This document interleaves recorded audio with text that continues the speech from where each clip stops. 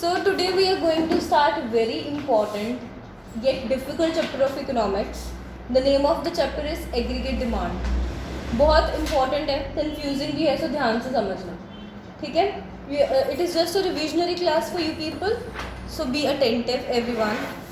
So first of all, we'll focus on the definition of aggregate demand, ठीक है? Open page number 177 of your book. तो सबसे पहले हमने मीनिंग समझना है aggregate demand. What do you mean by aggregate demand?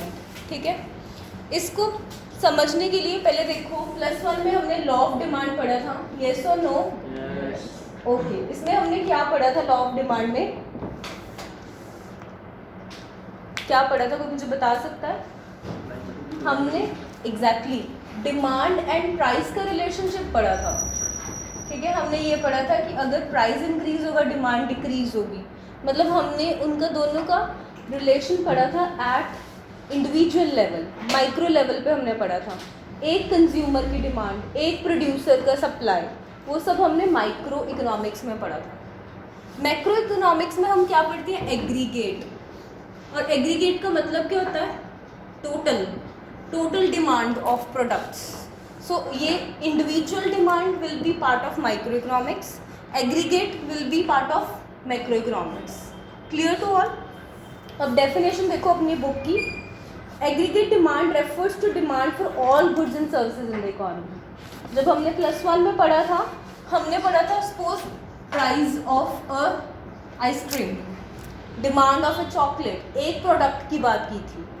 यहाँ पे हमने क्या करना है? Demand for all the products in the market. ये हमारा एक पहला और अच्छा पॉइंट आया कि aggregate demand means demand for all the products and services in the market. Clear to all? ठीक है. अब नेक्स्ट है, it is a flow concept. Last chapter, जो फर्स्ट चैप्टर हमने किया था, उसमें हमने स्टॉक एंड फ्लो कॉन्सेप्ट पढ़ा था. Stock is quantity measured over at a point of time. Flow is so aggregate demand हम पूरे एक साल का पढ़ेंगे from April to March. इसलिए इसको बोला है it is a flow concept. पूरे मतलब पूरे साल में जो डिमांड हुई है गुड्स एंड सर्विसेज की, वो हमने पढ़ना है. ठीक है, clear to all? Aggregate demand को पढ़ने के ना दो तरीके हैं. With respect to price level, with respect to income of a consumer. Price level का क्या होगा? प्राइस बढ़ेगा, डिमांड कम होगी, जो हमने +1 में पढ़ा था. प्राइस कम होगा, डिमांड ज़्यादा होगी. सो मतलब ये इन्वर्स रिलेशनशिप बताएगा मोस्ट ऑफ द टाइम. और इसमें जो हमारा कर्व बनेगा that would be downward sloping. +1 में ऐसा कर्व बनाया था हमने माइक्रो इकोनॉमिक्स में. यहाँ पे हम प्राइस लेते थे, डिमांड नेगेटिवली स्लोप्ड होता था. समझ आया?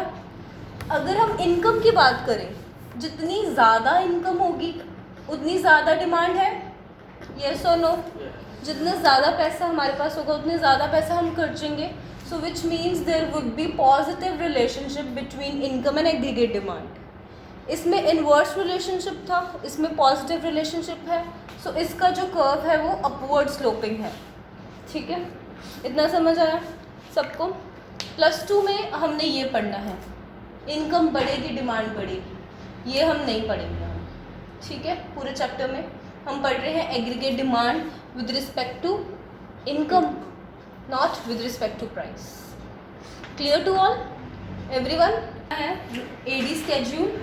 स्केड्यूल का मतलब क्या होता है? टेबल. सो हमने एक टेबल बनाना है.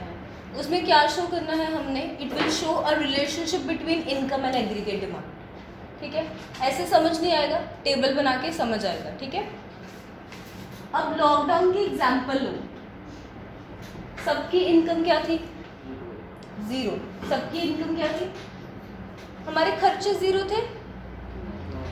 हमारे खर्चे मिनिमम खर्चे थे सबके. सबको यही था कि मिनिमम खाने पीने पे जितना पैसा है वो खर्च कर लो, फालतू के खर्चे ना करो, क्योंकि हमारी इनकम नहीं है. क्लियर हुआ?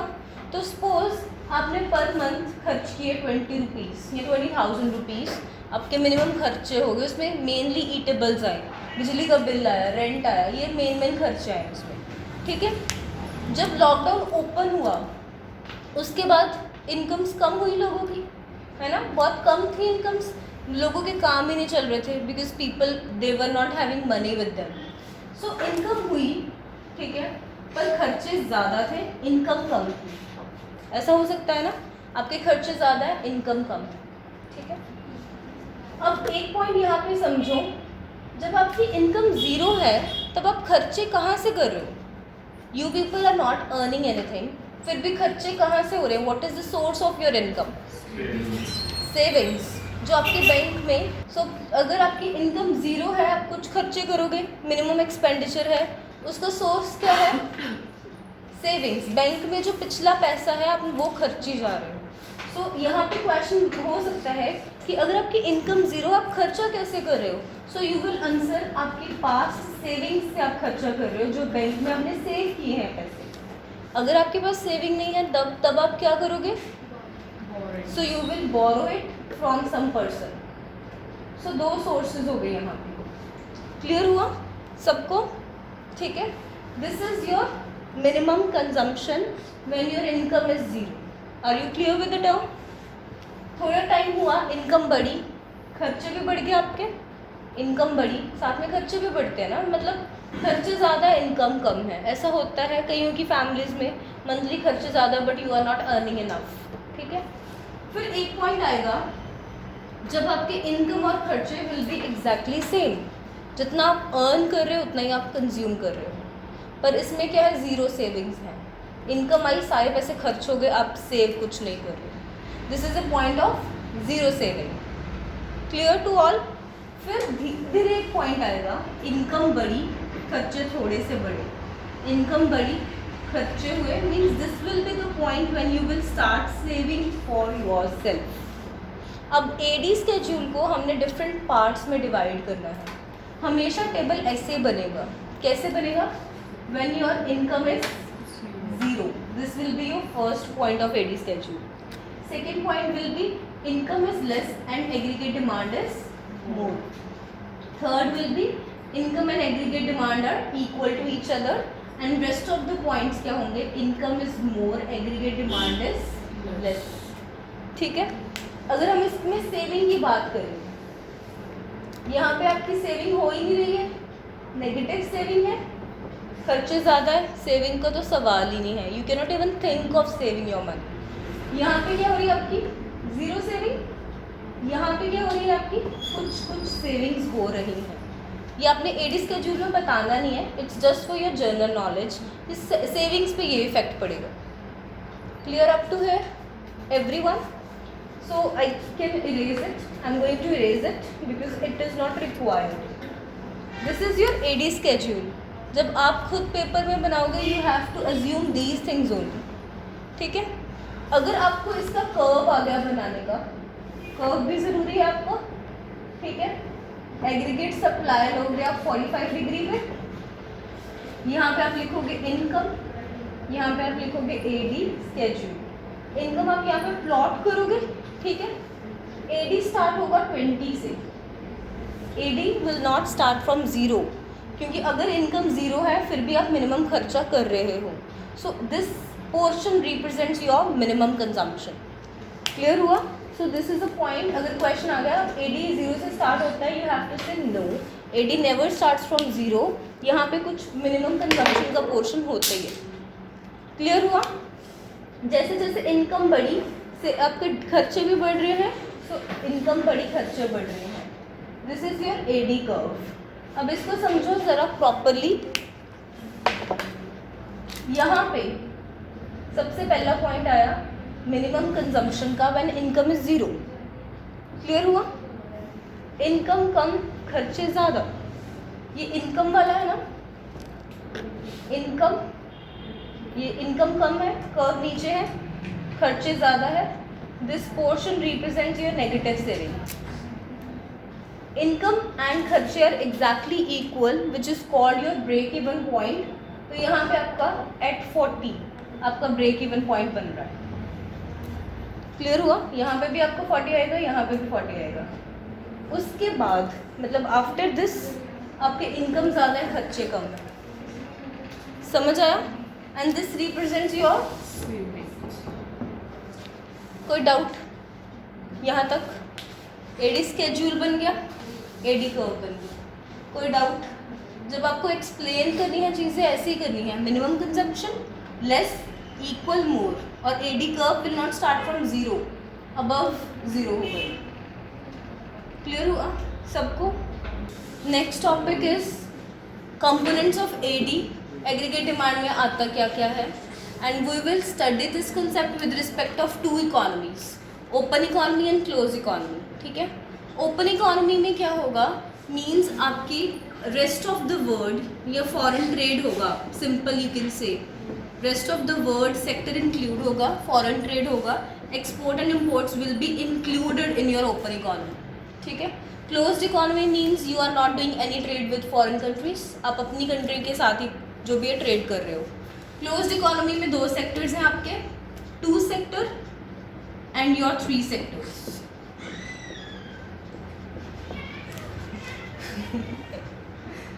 ठीक है, क्लोज्ड इकोनॉमी में टू सेक्टर्स हो गए एंड थ्री सेक्टर्स हो गए। अब इसको समझो, टू सेक्टर्स कौन कौन से हैं, house hold and producer sector. House hold sector में क्या है, हम जैसे लोग कंज्यूमर्स खर्चा करते हैं, every month we are spending some money on food, clothes, खाना पीना, एंटरटेनमेंट, उसको हम क्या बोलेंगे, जितना भी खर्चा हम कर रहे हैं that is called consumption expenditure. Yes और नो? तो इसको हम डिनोट करते हैं बाय सी। फिर प्रोड्यूसर्स हैं, सपोज सुखदीप की अपनी फैक्ट्री है, तो ये क्या करेगा, आगे आगे मशीनरीज खरीदेगा। ठीक है, तो मतलब he is investing in an economy, तो हम इसको क्या बोलेंगे, इन्वेस्टमेंट एक्सपेंडिचर। यस और नो? ठीक है, और इसको हम डिनोट करेंगे by I. So aggregate demand in two sector क्या होगा, C plus I. C denotes consumption expenditure, I denotes your investment expenditure. Clear? Clear? Three sector में दो पहले सेम है, household and consumption are same, third एक sector add होगा that is your government sector. Government के खर्चे will also be included in this. अब government के जो खर्चे होंगे उसको हम डिनोट करेंगे by G. So in three sectors your aggregate demand will be C plus I plus G. Clear? Clear? आपको क्लियर है हरमन? ओके, गवर्नमेंट किस तरीके के खर्चे करता है, सर्विसेज देता है हमें। वैसे गवर्नमेंट रोड्स, बिल्डिंग्स, हॉस्पिटल्स ये बनाता है, ठीक है, स्कूल्स बनाता है, means government is increasing your investment expenditure. Country में इन्वेस्टमेंट कर रहा है, आगे तरक्की हो। फिर गवर्नमेंट कुछ प्रोड्यूसर से सामान भी लेता है, फॉर एग्जाम्पल गवर्नमेंट फार्मर से वीट लेता है, सो आगे जाके वो कंज्यूम भी कर रहा है। So you can say government is increasing both consumption as well as investment expenditure, ये दोनों गवर्नमेंट कर रहा है। सो गवर्नमेंट प्रोड्यूसर का रोल भी प्ले करता है एंड गवर्नमेंट हमारा इसका हाउस होल्ड का भी, कंज्यूमर का भी रोल प्ले करता है। क्लियर हुआ सबको? ओपन इकोनॉमी में फोर सेक्टर्स आ गए हमारे। इसका फॉर्मूला क्या है, A D is equals to C plus I plus G plus X minus M. Means ये हमारा क्या है, ऐड हो जाएगा इसमें X plus M. C same है, consumption expenditure by household, investment expenditure by producer, G is your government expenditure, X means your export, we will add export into it and we will subtract exports out of it. Clear to all? एक crux समझ लो आपका क्या होगा। अगर आपको बोलिए aggregate demand in two sectors, formula क्या होगा, C plus I. C means your consumption expenditure, I means your investment expenditure. Aggregate demand in three sectors, C plus I plus G. Government act करेगा as a producer, as a हाउस होल्ड और as a consumer. And aggregate demand in your open economy, C plus I plus G plus X minus M. Exports को plus करेंगे, imports को minus करेंगे। Clear? Any doubt so far? I hope you clear with the concept, है ना? बाकी चीज़ें कल करेंगे हम। Is it enough for the day? पढ़ के आई हो इसको अब साथ। ठीक है।